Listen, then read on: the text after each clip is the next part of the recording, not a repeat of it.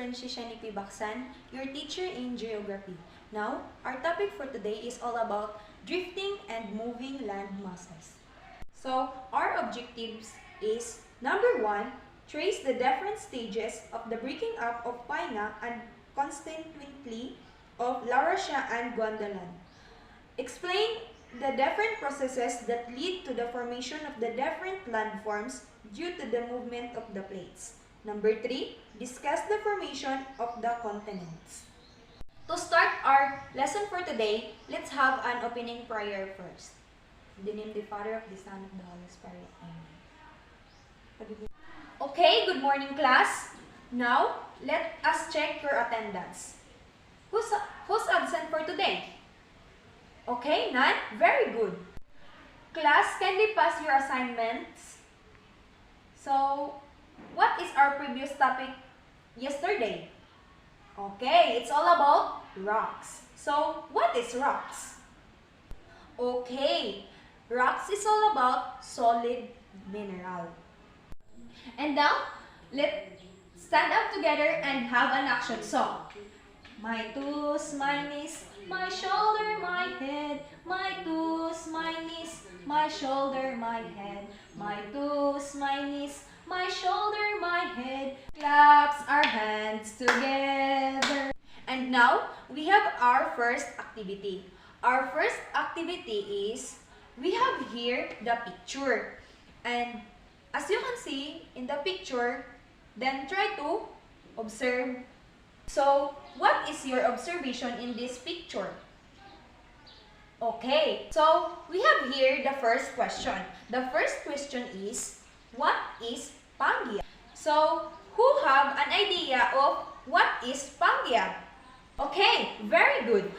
Pangaea is the name given to the supercontinent that existed during the Paleozoic and Mesozoic eras. The second question is, what happened to Painga through the years?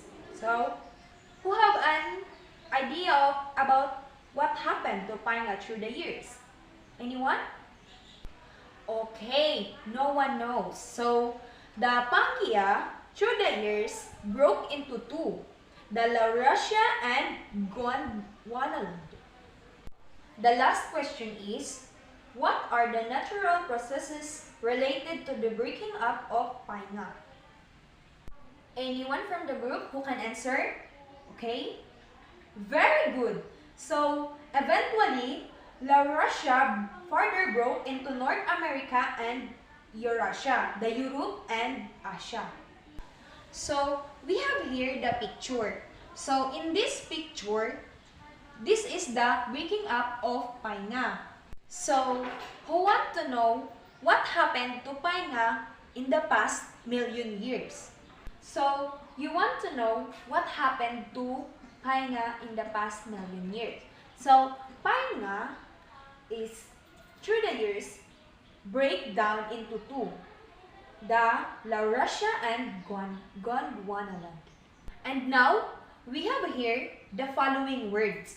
First is major plates, then minor plates, earth crust, mantle, asthenosphere, plate tectonics, ocean basins, earthquake, and last is the continent. So, first is the major plates. So, major plates, these plates comprise the bulk of the continents and the Pacific Ocean. Second is minor plates. These smaller plates are often not shown on major plate maps, as the majority do not comprise significant land area. Third is earth crust. It's the upper rigid part of the lithosphere, the base of which is defined by a prominent seismic discontinuity to Mohoric discontinuity or Muhu. Then, fourth is mantle. The mantle is the mostly solid bulk of Earth's interior. Then, fifth is asthenosphere. The asthenosphere is the denser, weaker layer beneath the lithosphere mantle. Then, the sixth is plate tectonics. Plate tectonics is the theory that Earth's outer shell is divided into large slabs or solid rock called plates. Then, ocean basins. Ocean basins are a consequence of plate motion.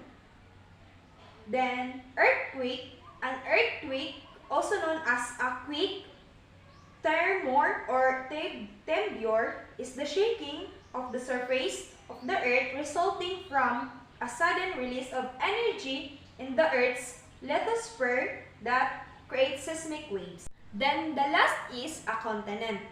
Continent is a large continuous mass of land conventionally regarded as a collective region.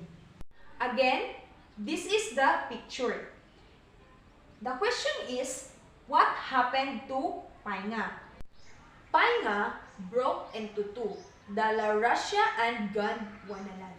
So, the Laurasia is a large supercontinent that existed in the northern hemisphere before it began to break up 200 million years ago, consisting of the modern-day continents of North America, Europe, and Asia.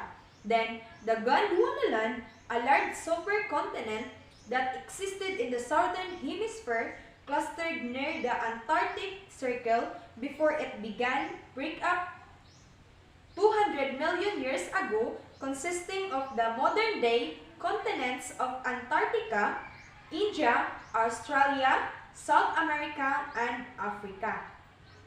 And the second question is, why did Painga and other land masses break? So, Painga broke into several masses of land which drifted due to tectonic force. Then, second, the Earth crust is composed of big slab of rocks called plates. These plates lie on the top of the asthenosphere, which is made up of hot and viscous material. Then, because of the plates lie on the asthenosphere, often enough they would collide, move apart, or slide past one another. These motions are referred to as tectonic forces.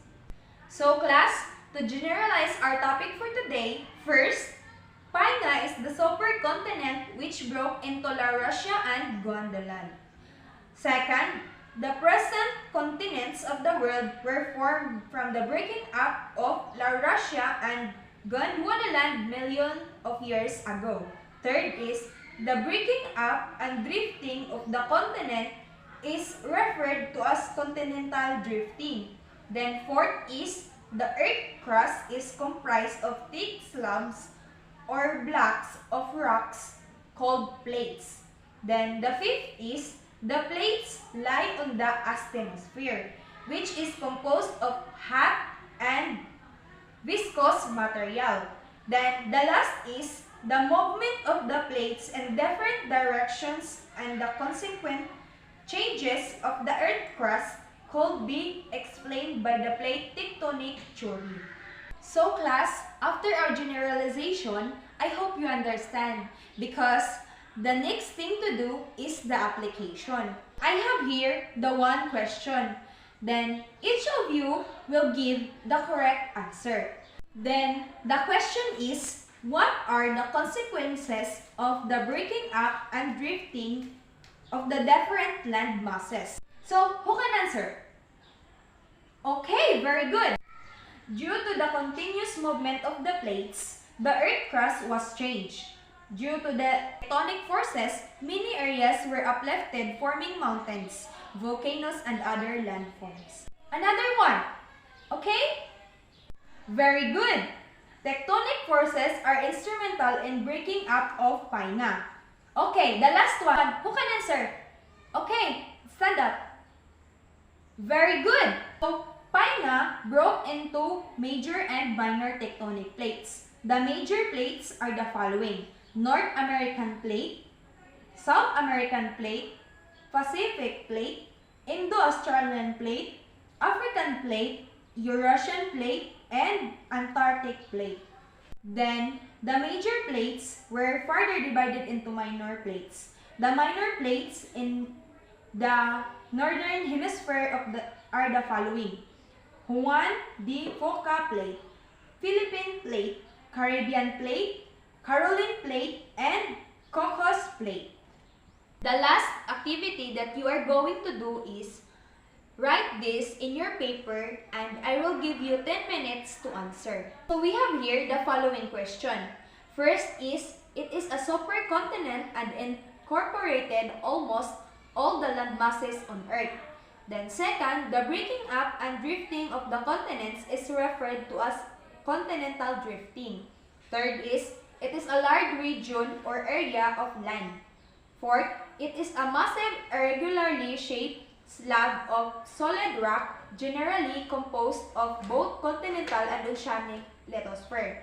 The last one is, the present continents of the world were formed from the breaking up of La Russia and Gondwanaland millions of years ago. So you can answer in 10 minutes only. Okay class, thank you for your cooperation. And now, before we end our classes, I will give you an assignment. Number 1, make a chart showing the major and minor plates of the world. Show in a graphic organizer the data in the chart.